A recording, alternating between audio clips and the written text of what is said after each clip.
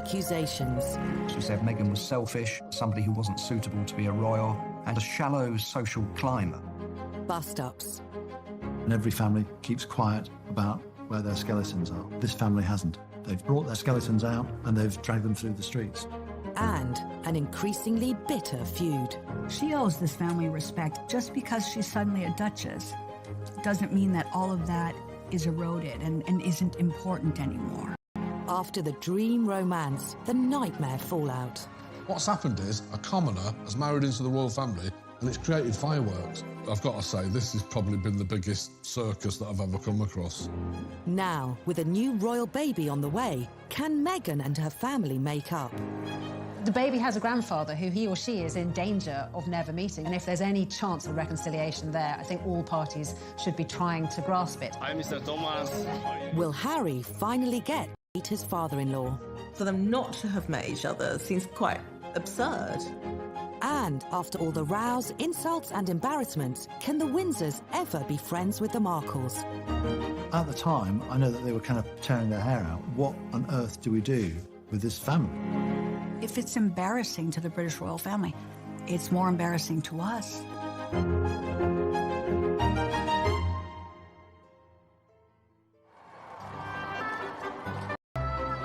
May 19th, 2018, and the world's media descend on Windsor for the UK's biggest social event of the year.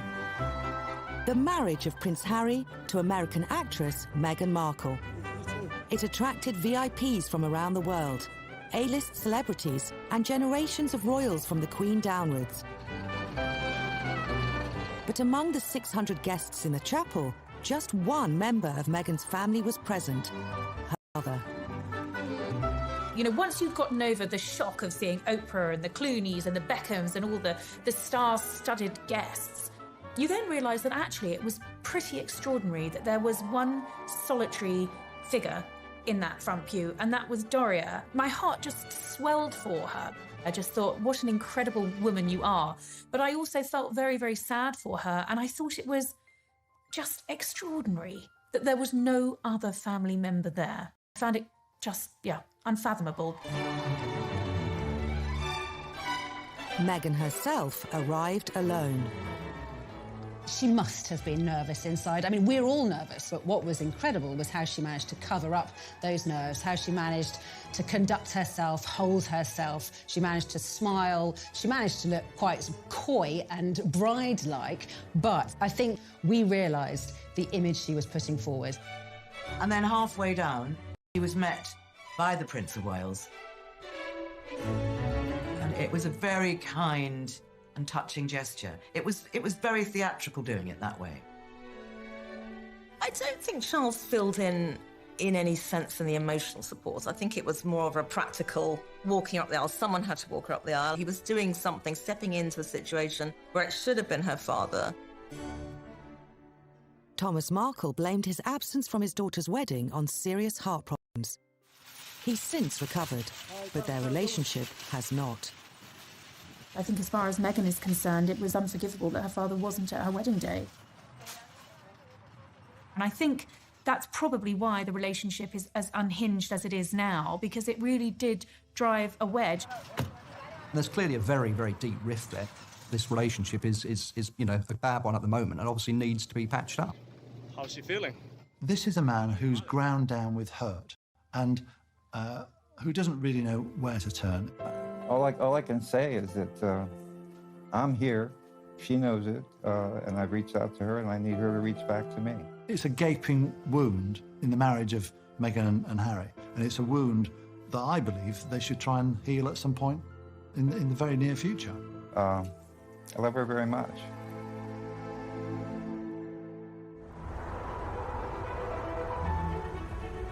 The public split between father and daughter was as quick as it was surprising. Ever since achieving fame, Meghan had gone out of her way to praise her upbringing in Los Angeles.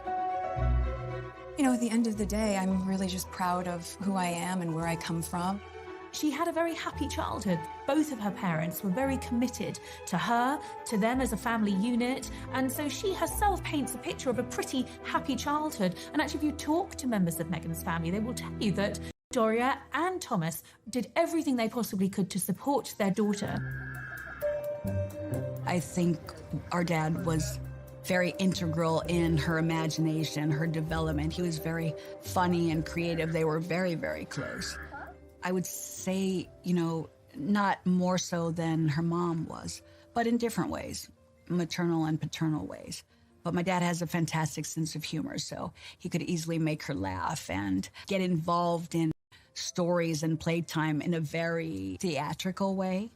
I mean, I won't say she didn't have it in herself naturally, but I think it's largely my dad who encouraged her to explore creativity and being an actress. As well as offering his advice and encouragement, Thomas Markle was a lighting director in Hollywood. And following a win on the state lottery, he ensured his youngest daughter had the best education possible. Meghan went to some of the most expensive schools on the planet. She went to the Little Red Schoolhouse, which was attended by all kinds of celebrities like Johnny Depp's kids. She went to Immaculate Heart, a Catholic school, again, quite an expensive school. And then finally, she ended up at Northwestern University, one of the most expensive colleges in America, if not the world. It's something like $70,000 a year to go there.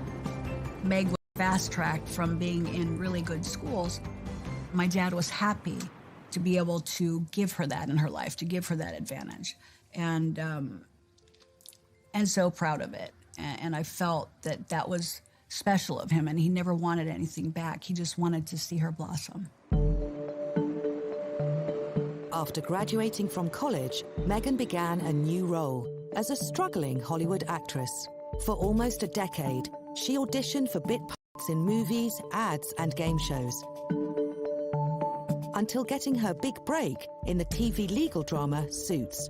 Her mother and father had backed her throughout it all. Let's not forget that Meghan, for 10 years of her budding career as an actress, was something of a failure. And you know, she was kind of at 30, over the hill, just about, in Hollywood terms, when she got this gig in Suits. But the fact that she kept on going on, the fact that she went to all these rehearsals and auditions, and without the prospect of work, showed, you know, that kind of determination that her father had imbued in her, and that has propelled her to where she is today. By 2016, Meghan was an international star, with a TV series screened around the world, an army of fans, hundreds of thousands of followers on social media accounts, and her own successful lifestyle website. In June that year, to celebrate Father's Day, she posted a touching tribute to her dad on social media. In it, she thanked him for everything he had done for her. But 2.5 years on, such messages are a thing of the past. Coming up, how her acceptance into the Windsors sparked a war with the Markles. Prince Harry revealed that it had been a wonderful Christmas and that it had been a chance for Meghan to be with a big family. It's the family that I suppose she's never had. I remember listening to that comment and thinking, oh, you're going to ruffle some feathers here. That really lit the blue touch paper as far as the rest of her Markle background.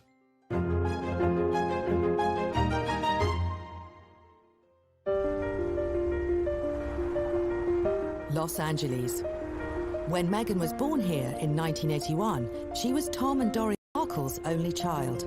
But there were others around too. Thomas Markle. He had 2 children from his previous marriage, Thomas Jr. And Yvonne, who later became known as Samantha. They lived with their mother to start with after they got divorced, and he'd moved to California.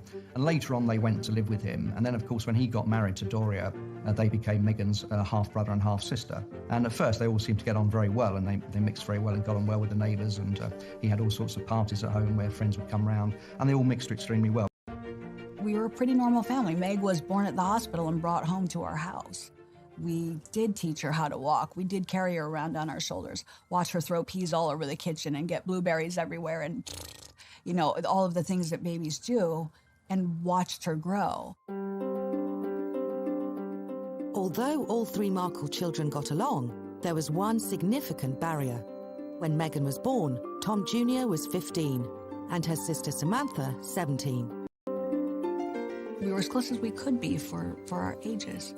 But were we pals? Did we hang out? No, because I wanted her to have her friends and peer-specific interactions for her development. It wouldn't have been appropriate for the oldest sister to be hanging out. Her friends would have looked at her and said, could you lose the big sister? Can we just have girl time? So it was as natural as it could be, age appropriately. By the time Meghan reached adulthood, she, Samantha, and Tom Jr. were living separate lives, talking to each other only occasionally, if at all.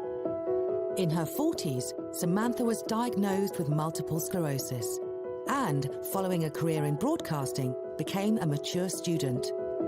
The completion of her degree provided the opportunity for a reunion, a touching moment captured in this rare photo of the sisters together. The last time Meghan saw Samantha was at Samantha's graduation when she went to university. That was in 2008, so that's 10 years ago. They had sporadic telephone conversation. Tom Jr. went his own way, and by and large, the family just broke up. The Markles may have stopped functioning as a family unit, but their memories of happy, earlier days with Meghan remain strong. In 2011, they saw her achieve the acting fame she'd always craved. In 2016, they heard rumours she was dating Prince Harry. And in 2017, they watched as the two announced their engagement. It was just an amazing surprise. It was so sweet. I wasn't surprised. I thought, Meg's beautiful, she's young, she could date any musician, any actor. She wants anybody. In fact, I could barely let you finish proposing. I said, can I say yes now? She didn't even let me finish. She said, can I say yes, can I say yes now? And then there was hugs, and I had the ring on my finger, and I was like, can I give you the ring? She goes, oh, yes, the ring. So, to me, it's like, let's see where it goes, and good for her. If he's a good person, if he loves her, if this is right, let's see where it goes. At the end of that year, Meghan spent her first Christmas at Sandringham as a guest of the Queen. Days later, Harry went on national radio. Prince Harry revealed that it had been a wonderful Christmas and that it had been a chance for Meghan to be with a big family. Were there family traditions you had to explain to her? Oh, plenty. I think that's probably. I think we've got the biggest families that I know of, and every family is complex as well. So, no, look, she's done an absolutely amazing job. Just getting in there, and it's the family that I suppose she's never had. The family that she'd never had. Now, I remember listening to that comment and thinking, oh, you're going to ruffle some feathers here. Well, that really lit the blue touch paper as far as Samantha, Tom and the rest of them were concerned, because they felt that she had a family. She was trying to ghost the Markles of her life, and they felt real resentment that here was this woman trying to deny her Markle background. The first thing I thought was, I don't think Harry's been given the full story. Something's not right. Although we weren't the classic large family together on schedule, on ceremony at every holiday, we were family. That's all we could think. And then the question was why? Like, why would you be embarrassed about your family? Why would you need to, set the stage differently? I was starting to feel like, she's not reaching out to family. But could this have been prompted by Samantha herself? Shortly after the engagement announcement, she had made a string of disparaging comments to the media about Meghan. She referred to her sister as a social climber, she described her as narcissistic, said that she'd always wanted to marry a prince, and she had a for gingers. Well, the last two not too negative, I suppose, but, narcissistic and social climbing just doesn't paint a very positive picture. Neither did her comments about the rumoured $75,000 cost of the dress Meghan wore in her engagement photo shoot. Samantha claimed it was excessive, given Meghan's high-profile campaigns to lift children out of poverty in the developing world. Critics accused Samantha of being jealous of her younger sister's success and wealth. Money is always one of the big issues that causes family feuds. And the other, less successful brothers and sisters thinking that as their family, they should support them during hard times. Samantha always resented the fact that Meghan didn't pay back to her father the money that he'd given for her education at Northwestern, which was like $70,000 a year. And that, remember, he's been bankrupt, Doria's been bankrupt, Tom Jr.'s been bankrupt, Samantha's been bankrupt. So the finances were always an issue inside the Markle family. Nobody ever asked her for financial support. As a principal, you would think, yes, your father's getting older, your sister's in a wheelchair. You could have offered. We wouldn't ask. But I know if someone wanted something from me, I would give the shirt off my back. So maybe I assumed too much, thinking she would have the same sort of graciousness. But at that point, it wasn't even about us. Here she is on the stage, holding hands with children in countries where people are incredibly poverty-stricken and who don't have clean water. And to spend so much on a dress just felt like gross overindulgence.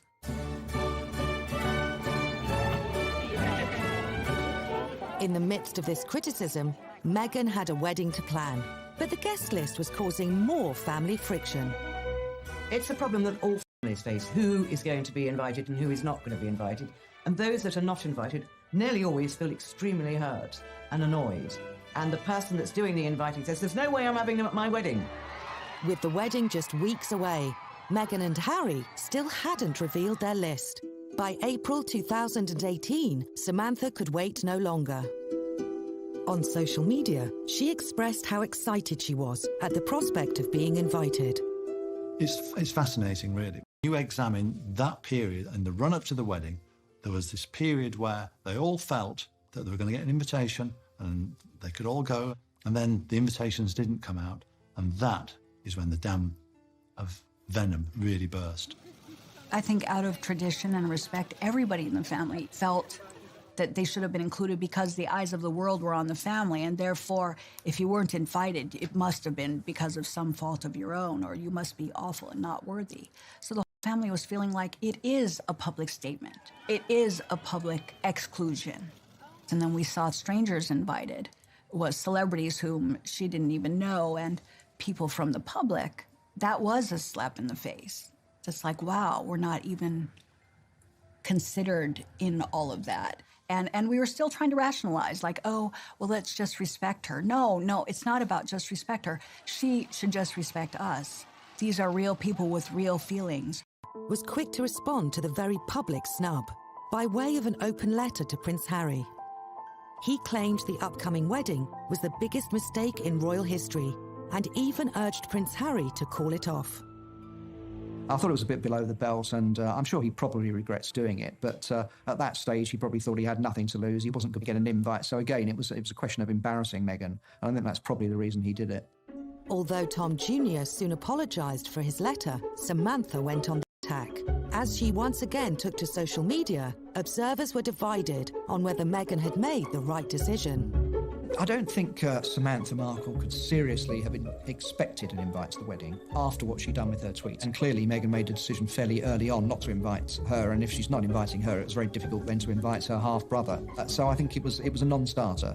I've always felt that that if Meghan had sent invitations to Samantha and Tom Jr., we would not be sitting here today. She should have just said, come to my wedding and here's a couple of seats at the back, shut up and sign a non-disclosure agreement. They would have been very happy to being very quiet and enjoyed the day.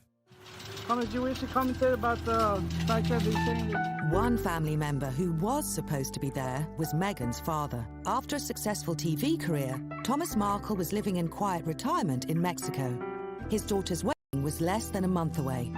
But, to the surprise of many, she still hadn't introduced him to her future husband. He's talked to my dad a few times, hasn't been able to meet him just yet. They announced their engagement in November. They didn't get married until May, so there was plenty of time for the two of them who'd busied their diaries, going around the country in the UK and doing a mini tour, which is brilliant, to go and meet the people of Great Britain. Fantastic. But also go and meet your father-in-law. Hi, Mr. Thomas. How are you? According to friends of Meghan, she did offer her father support, but he refused it. Now the media interest was growing, along with the pressure. No one from the palace had told him what to do, or even told him what to expect. He was then stalked by the paparazzi, and there were some very unflattering photographs of him in the media, looking very overweight and very untidy, carrying cartons of beer, and just looking shambolic. And he was very hurt by this. I mean, every time opened his door. There were camera crews there, and he didn't really know what to do. But then, photos of a smarter, better-groomed Thomas Markle appeared in the press. They showed him apparently being measured up for a new suit, searching for news about the wedding on the internet, and reading a book about famous British landmarks. I'm just having a look at... Photographer for more than 20 years. It's just so obvious that all these pictures are set up. Nobody reads a book like that. And the book is beautifully positioned at a 90-degree angle so you can crystal clear see what it says, author's name, the whole lot. This is Mr. Markle in an internet cafe looking at Harry and his daughter on the internet. This computer is facing at an angle that way, but it's strategically turned this way because the photographer wants to get what's on the screen. And also, which is even more ridiculous on this, the photographer is actually in the internet cafe. This is Meghan Markle's dad being fitted for a tuxedo for Harry and Meghan's wedding, allegedly. If this picture wasn't set up, the photographer was very, very lucky, because that's the sort of picture that you would get when you go to a model and say, stand there for me and I'll take a picture. Full frontal, full direction, looking straight at the cameraman. It's just a comedy of errors, this setup of pictures. It soon emerged that the photos were staged. Thomas Markle had been working in league with a photo agency, which then reportedly sold them around the world for a six-figure sum. I mean, it was hugely embarrassing for everyone involved. The whole episode would have infuriated Prince Harry. He probably was sympathetic to Thomas, you know, on reflection. But for his father-in-law to be engaging with the paparazzo who he blamed for the death of his mother, who Harry detests, it was just the worst thing that Thomas Markle could have done. And, you know, the couple called Thomas afterwards. According to Thomas, he hung the phone up on Prince Harry because Prince Harry berated him and said if he hadn't spoken to the press, none of this would have happened. I think Harry said that was very stupid, wasn't it? And I think he felt a complete idiot, and he felt a fool, and he felt humiliated. And that was sort of the beginning of the end. Meghan's sister, Samantha, has since admitted organising the photo shoot. She says Thomas Markle received $1,500 for his cooperation and claims she wasn't motivated by money, but by a wish to improve her father's dishevelled media image. I would defend it to this day. I think what the mistake was perhaps that, the British royal family, or that Meghan and Harry would not have defended my father, Meg, knowing that that's not how he is. They could have come out and said, don't beat up Thomas Markle. Don't do this to him. And Meg should have defended him. And because she didn't, I was fuming. This is not right. You have so much power in the position you're in. Speak up. Don't let him be run over by a train, like stand there and do nothing. So I thought, no, I'll take control of this. I'll make sure that he's photographed properly. And if the world doesn't like it, that's not my problem. I'm not going to let them destroy my dad. 48 hours later, Thomas Markle said he wouldn't be attending the wedding. He claimed to have suffered a heart attack and was unfit to travel. The royals only found out when it appeared on the American celebrity website, TMZ. It was like a bomb dropping. That was not the way it should have been happening at all. So I think, you know, the palace lost their grasp on the narrative. Yeah, there's no doubt that the palace, Kensington Palace, completely lost control of the situation. That's the one thing they don't like. And Prince Harry is a bit of a control freak himself, and he would have hated the fact that they did lose control, and he lost control as well. As Kensington Palace called on the media to show respect and understanding to Meghan's father, the couple were once again criticised for not visiting him. I definitely think they should have gone to see him promptly. Could they have postponed the wedding? Maybe not, but I would think that after the wedding that Meghan and Harry would have gone to the hospital at a minimal and then taken him to Buckingham Palace after he recovered. But, you know, she didn't show up. Those close to Meghan have since said that she and Harry tried to bring her father to London for the wedding, even after the staged photos were published. Once she heard about the heart attack, they say she called and texted him constantly, but he failed to respond. Thomas Markle's absence meant there would be just one member of Meghan's family at St George's Chapel, Windsor, for her fairy tale marriage to a British prince. Next, once the wedding was out of the way, how this speech reopened the family wounds. My earnings from a job on campus went directly towards my tuition. I saw that, and the first thing I thought was, oh My God, what did she just say?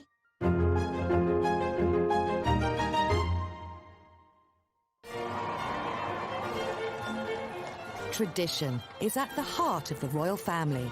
And for hundreds of years, choosing a partner was no exception. In previous centuries, royals always married royals. So they would look for a suitable princess from a European house.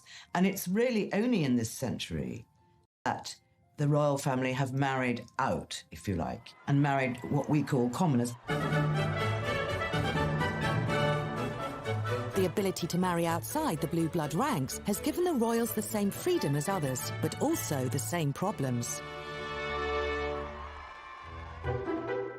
And in recent times, none have been as problematic as the Markles. According to Meghan's friends, she was not close to half-sister Samantha or half-brother Tom Jr., and neither were a part of her life before she met Harry.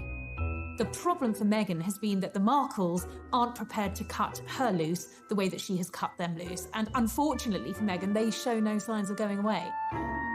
Most focus social media posts and media interviews, often in exchange for money. Let's face it, you know, we all have to survive. Money makes the world go round. So if you want to call that cashing in, that's fine. But no one in media would refuse a check for talking about the royals. Samantha now has the status of an official pest. From the word go, she's been very critical of Meghan. Meghan's half-brother Tom Jr. has also given a string of interviews, but not all his media appearances have been by choice. Tom Markle Jr., he's a bit of a lost soul, to be honest with you. He's been married before to Tracy Dooley. He's got 2 children, but he doesn't have contact with his sons, certainly doesn't have contact with Tracy, and is in a fairly tumultuous relationship with a girl called Darlene. Tom's problem is that he lives in Grants Pass, Oregon, which is a small town, and he goes to the local bars and drinks 1 beer too many. And I think he's ended up in county jail a couple of times. There have been all kinds of fights, usually when drink has been taken. It is not the behaviour that you would expect of someone who's related now to the Queen. While some family members have struggled with the media spotlight, others have tried to turn it to their advantage. They include Meghan's nephew Tyler, son of Tom Jr. You know, he runs a marijuana farm out in America. He's cashing in on it in any way he can. My name is Tyler Dooley. Back in the States, I live on a farm. I cultivate marijuana. You know, his product is called the Markle Sparkle. The family are cashing in both on their notoriety and becoming more notorious. Despite the absence of an invitation to the royal wedding, Tyler still made his way to London for the big day.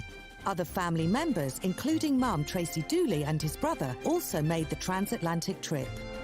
That must have been really embarrassing. It just turned the whole thing into a farce. I've got to say, this is probably the biggest circus that I've ever come across. They didn't manage to spoil or infringe on Meghan and Harry's day, but, you know, there were salacious headlines nonetheless involving Tyler rocking up at a nightclub and not being allowed in because he was carrying a knife. You know, again, these sort of negative headlines that just seem to be a part of the Markle debacle and just will not leave Meghan alone. And you couldn't make it up. For Meghan's sister, media coverage of the impromptu visit by a few relatives led to the entire family being tarred unfairly. They were fringe family members taking advantage of a situation.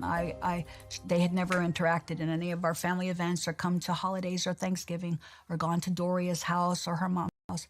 They weren't part of the family. So, you know, it's all of a sudden there's this, we're close. You know, we're not. We've never been. Despite the controversy that surrounded her big day, Meghan managed to put the stresses behind her. At one point, the whole wedding was becoming in danger of being the Markle show, a kind of a great, grotesque pantomime, where this family just made fools of themselves and made fools of the royal family, and especially made a fool of Meghan. And yet, all that kind of evaporated the moment you saw Meghan make her way on her own in St. George's Chapel. It was all relevant to what we'd all invested in, the union of a prince with a young woman from nowhere who was going to become a duchess.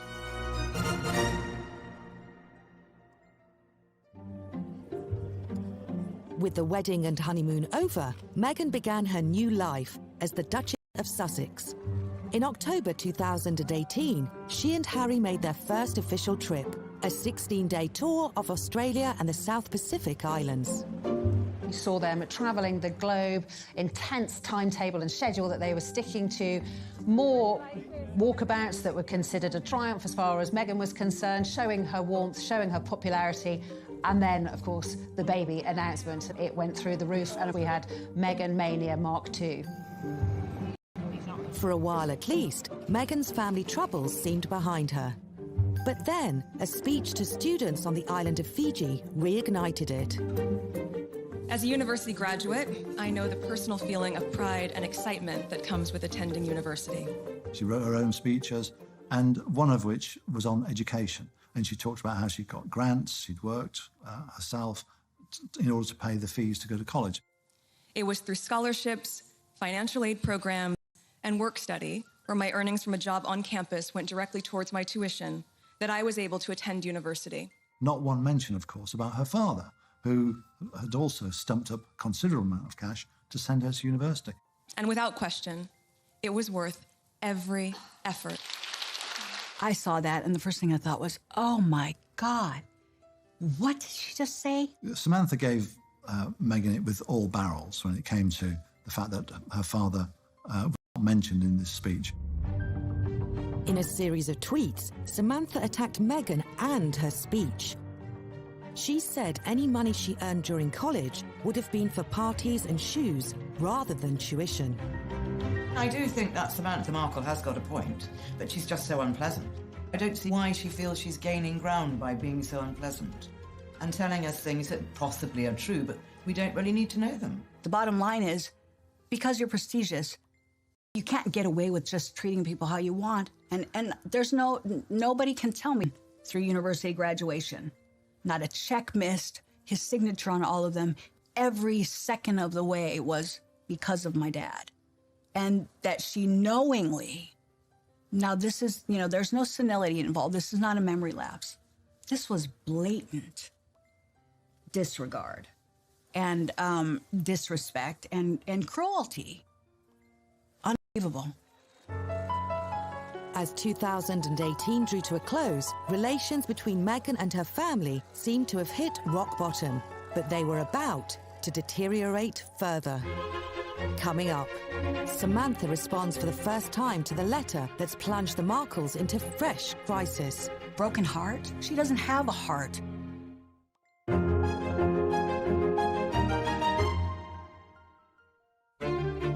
Ever since Meghan's engagement, there's been no let-up in the feud that's engulfed her own family. Along with the attacks from her half-sister and brother, her father has given a series of damaging interviews. He was quite scathing about the royal family. He said they were like the Stepford Wives. He said they were like a cult. And he said they were a bit like a Monty Python sketch. And he said that the Queen would meet Donald Trump and yet Harry wouldn't meet him. So he clearly was getting quite hurt. And he is deeply hurt. And those sort of comments, of course, come from the heart. But they're not going to help the relationship. Thomas Markle later apologised for his comments and went on TV with an emotional appeal to his daughter. What is your message to her and to Prince Harry, if they're watching? Well, I love you very much. You're my daughter, and I'd really like to hear from you. I just keep asking to respond back to me, and I haven't got any response back.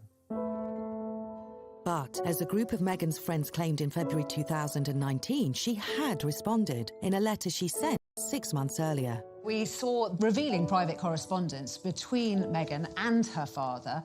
She had written to him a letter saying, please, can we move on? Can you stop victimising me? And, stop going to the press and so on, which, of course, we know he's got form for doing. Thomas Markle has since gone to the press again, this time to reveal extracts of the 5-page letter. In it, Meghan said she did support him financially. She also accused him of exploiting her relationship with Harry and of fabricating stories. He branded the letter as hateful. That letter was strategic. It was so elegantly written and contrived. She was basically saying that, my dad had been a liar, that I was a liar. Meghan claimed that Thomas hadn't reached out to her in any way since the wedding. He has text messages on his phone galore. she was not contacting him. So it doesn't matter what her letter says. Meghan criticised Thomas for reading the tabloid stories about her and believing what she branded as lies. She claimed many of these lies were manufactured by Samantha, who she said she barely knows. There are a lifespan of pictures and experiences together, so maybe it's convenient for her that in her mind she doesn't know us because she doesn't want to, because she wants center stage as being a self-made woman. She accused her father of doing nothing as Samantha spread false stories about her. I wasn't maliciously lying. I was pointing out what the world was already seeing. I pointed out that humanitarians don't treat their father coldly. Was that a lie? No, because the world watched it happen to my dad, and the world watched her do it. Meghan's friends dispute this, saying she personifies elegance, grace, and philanthropy. She claimed her father's behavior had left her with a broken heart. She doesn't have a heart, or she would have been doing everything she could to make him comfortable and reciprocate and be loving and gracious and make sure he's comfortable in his old age. So broken heart? No, his heart's broken. She can't turn herself into the victim here. When contacted about the content of this program and the statements made by Samantha Markle, Kensington Palace declined to provide a comment.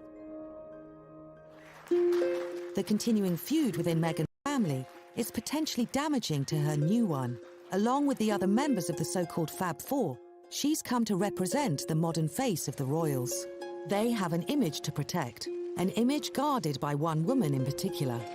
The Queen has seen her own fair share of scandals within her own family. So the whole situation with the Markles is not going to have her sort of turning away in disgust. But it's not the image the royal family want to have. And she realises that it does have the potential to negatively impact on the couple. And what's not to say that Thomas won't turn up at an official engagement? If that's the only way he feels he's going to be able to get through to his daughter, if he's well enough to do it, it's something he might well consider doing. And that's when it's going to cause potential embarrassment for the royal family. And the Queen will not want any more embarrassment when it comes to the Markles. With all due respect, I can't say how she sees things or whether or not she feels she should intervene, but she certainly is the matriarch of Great Britain and of the British royal family. She might want Harry to handle this on his own, being the man, and he should. Because if it's embarrassing to the British royal family, it's more embarrassing to us. If the Queen can't bring peace to the warring Markles, the arrival of Meghan and Harry's first child just might. When a family has a new baby, you want your baby to know their grandparents. So even if you are estranged, you don't get on with your parents, that is the moment when you know that grandparent-grandchild relationship ought to be given a chance to thrive. Prince Charles has developed a close bond with his 3 grandchildren. With the 4th due in April, it'll be Meghan's decision whether to allow another grandfather into his or her life. The baby has a grandfather who he or she is in danger of never meeting. And if there's any chance of reconciliation there, I think all parties should be trying to grasp it. While family feuds are nothing new, none have been as public as this one. With the eyes of the world on her and her family, will Meghan ever be able to mend her relationship with her father? If she doesn't reach out to her father when she's had her baby, that relationship will never be repaired, will never resume. Under a sensible scenario, Meghan would have her first child. At some point, her father would come and see the baby, see Meghan, and for the first time, meet Harry, and then go on his merry way back to Mexico. That's the sensible solution. But as we've discussed, there's nothing sensible about the House of Markle when it meets the House of Windsor.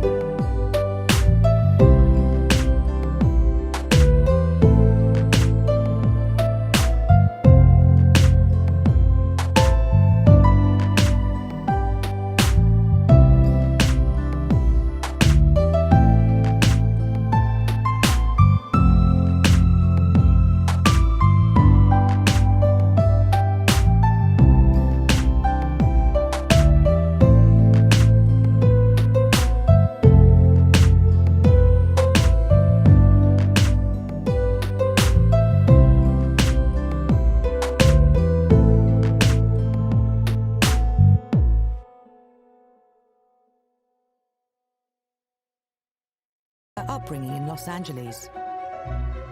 You know, at the end of the day, I'm really just proud of who I am and where I come from. She had a very happy childhood. Both of her parents were very committed to her, to them as a family unit, and so she herself paints a picture of a pretty happy childhood. And actually, if you talk to members of Meghan's family, they will tell you that Doria and Thomas did everything they possibly could to support their daughter. I think our dad was very integral in her imagination, her development. He was very funny and creative. They were very, very close. I would say, you know, not more so than her mom was, but in different ways, maternal and paternal ways. But my dad has a fantastic sense of humor, so he could easily make her laugh and get involved in stories and playtime in a very theatrical way. I mean, I won't say she didn't have it in herself naturally, but I think it's largely my dad who encouraged her to explore creativity and being an actress. As well as offering his advice and encouragement, Thomas Markle, a lighting director in Hollywood. And following a win on